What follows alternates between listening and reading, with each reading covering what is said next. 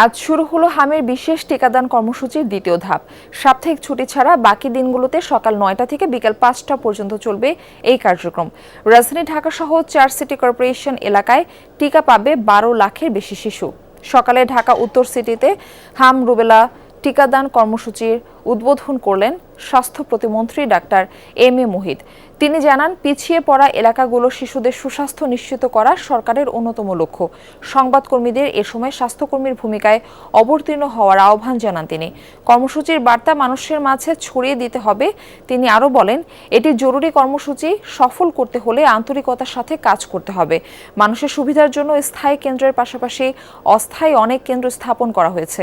সন্তানের টিকা নিশ্চিতে অভিভাবকদের সচেতন হওয়ার আহ্বান জানান তিনি। বলেন, ৯৫% শিশুকে টিকার আওতায় না আনা গেলে প্রাদুর্ভাব কমানো যাবে না। হার্ড ইমিউনিটি নিশ্চিত করতেই হবে। আমরা বৈজ্ঞানিক পদ্ধতিতে আমাদের তথ্য সংগ্রহ করে বাংলাদেশের 18টি জেলায় 30টি উপজেলাকে শনাক্ত করেছি যেখানে দ্রুত গতিতে যাওয়া দরকার। আমরা 5ই এপ্রিল থেকে সেই জায়গাগুলোতে টিকা দিয়েছি। সেই কাজটি করতে করতেই এক সপ্তাহের মধ্যে 12ই এপ্রিল আমরা বাংলাদেশের এই বড় সিটি কর্পোরেশনগুলোতে টিকা কর্মসূচি আজকে শুরু করলাম। আগামী 20 তারিখ থেকে সারা দেশে এই হামের বিরুদ্ধে টিকা কর্মসূচি শুরু হয়ে যাবে ইনশাআল্লাহ।